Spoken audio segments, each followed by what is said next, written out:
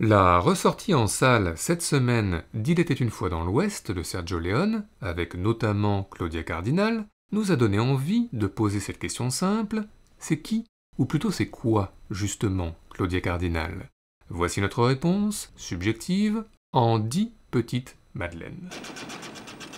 Claudia Cardinal, ce sont tout d'abord de premières apparitions dans le cinéma italien à la fin des années 50, avec notamment un film policier de Pietro Germi et une comédie culte de Mario Monicelli, avant son premier très grand rôle, tout début 60, dans La fille à la valise de Valerio Zurlini, où Claudia Cardinal flirte avec Jacques Perrin tout jeune, où elle échange avec lui quelques appels téléphoniques troublants, avant un baiser sur la plage troublant aussi, et puis en point d'orgue, l'une des plus belles descentes d'escalier de l'histoire du cinéma sur le céleste Aïda de Verdi.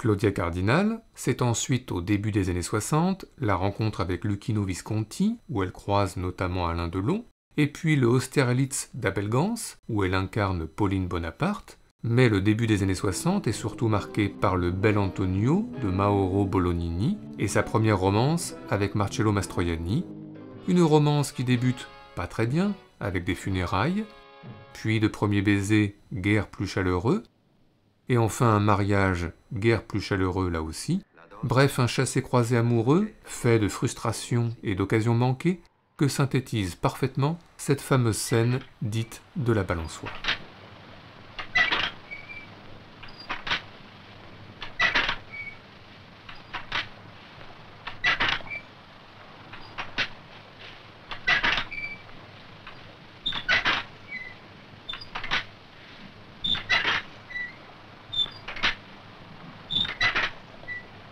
Claudia Cardinal, c'est ensuite, toujours début 60, son unique incursion dans le cinéma de Federico Fellini pour 8,5, nous y reviendrons, et puis la même année, Cartouche de Philippe de Broca avec Jean-Paul Belmondo, pour une impayable scène de danse, ponctuée par un impayable dialogue, lui-même ponctué par un impayable baiser.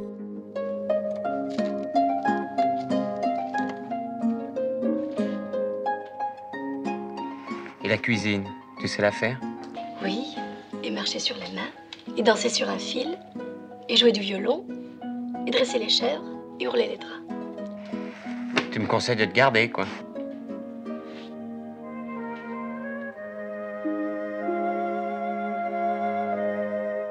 Claudia Cardinal, c'est ensuite, toujours début 60, une carrière qui s'internationalise avec la Panthère Rose de Blake Edwards et son festival de tenues colorées.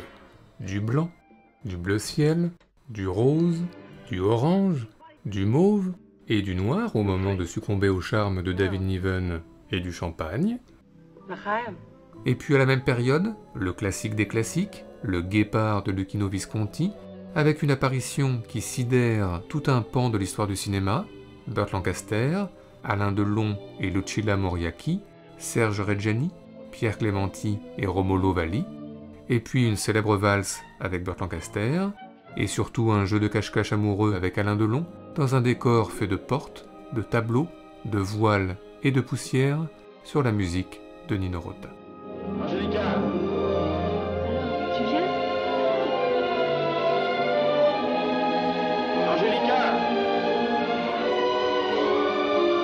Angélica!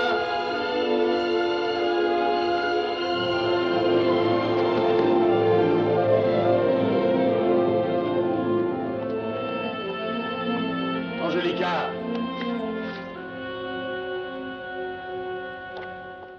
Claudia Cardinal, c'est ensuite au milieu des années 60 un film de Luigi Comencini, La Ragazza, où elle croise Georges Chakiris, ce qui vaut bien un petit extrait. Et puis à la même période, deux rencontres mythiques dans le plus grand cirque du monde d'Henry Hathaway, Rita Hayworth ici et John Wayne là.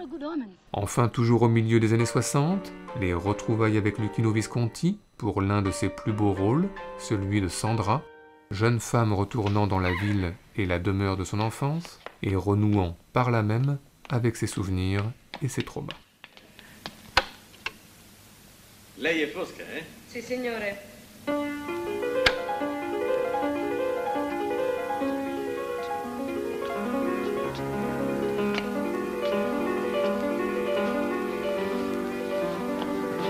Può dare a me? No, no, grazie, non c'è bisogno. Per di qua, si accomodi. Hanno fatto buon viaggio? Ottimo, ottimo, grazie.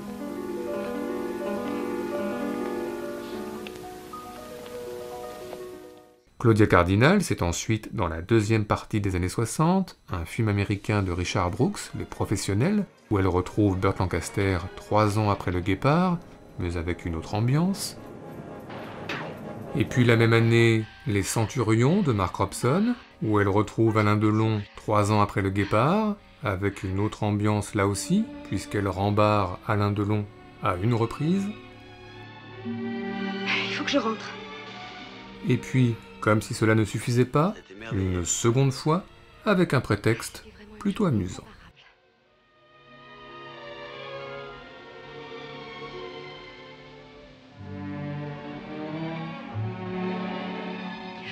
Je dois m'en aller.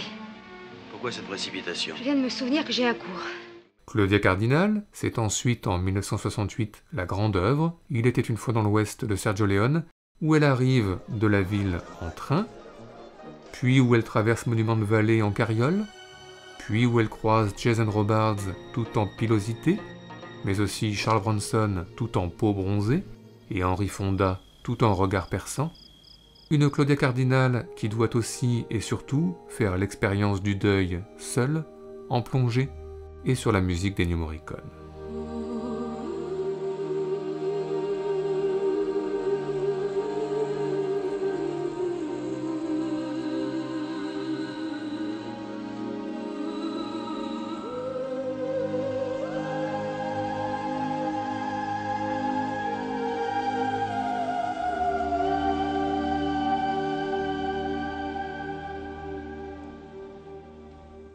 Claudia Cardinal, c'est ensuite au début des années 70 des retrouvailles avec Jean-Paul Belmondo devant la caméra de José Giovanni et des retrouvailles avec Luchino Visconti pour une brève apparition dans Violence et Passion, et puis au même moment La Tente Rouge de Mikhail Kalatosov où elle arbore une jolie coupe de cheveux à la Louise Brooks face à un Sean Connery vieilli.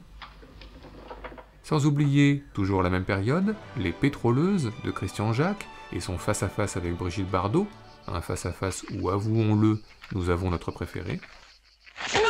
Yes. Enfin, toujours dans les années 70, Liberté mon amour de Mauro Bolognini. L'Italie pendant la Seconde Guerre mondiale, la violence perpétrée par les fascistes et la violence perpétrée par les nazis, et puis un prénom comme une affirmation, Libera, et une couleur de prédilection, comme une affirmation là aussi, du rouge passion au moment des baisers amoureux. Et en ouverture, après des images en surimpression de Benito Mussolini, du rouge, colère.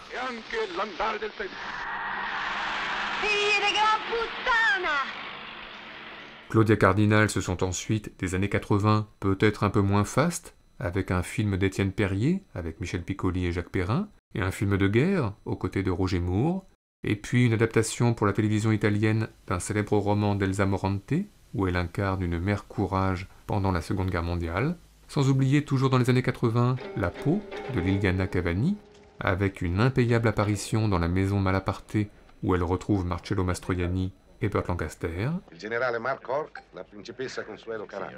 Enfin, n'oublions pas le Fitzcarraldo de Werner Herzog et l'incroyable duo qu'elle forme avec Klaus Kinski, cheveux hirsutes et regard habité, surtout pendant une représentation à l'opéra du Hernani de Verdi.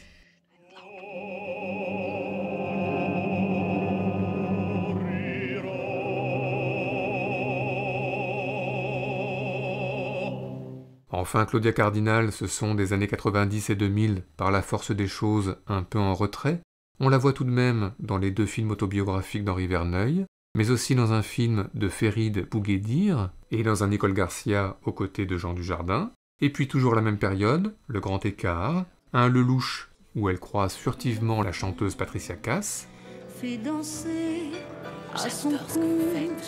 et puis un Manoel de Oliveira, plus crépusculaire, où elle croise, tout en sobriété, Michael Lonsdal, J'entendais pas dans la cour.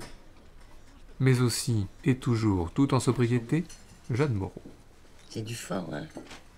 Ouais, il est fort, ma fille. Bien fort. Le voilà, ton café. Voilà, Claudia Cardinal, c'est tout cela, ce qui est évidemment beaucoup, mais c'est aussi un film que nous avons soigneusement gardé pour la fin, 8,5 de Federico Fellini, où Claudia Cardinal apparaît à Marcello Mastroianni dans une poignée de scènes très silencieuses comme dans un rêve. Oui, c'est finalement peut-être cela, Claudia Cardinal, une façon qui n'appartient qu'à elle de faire le silence.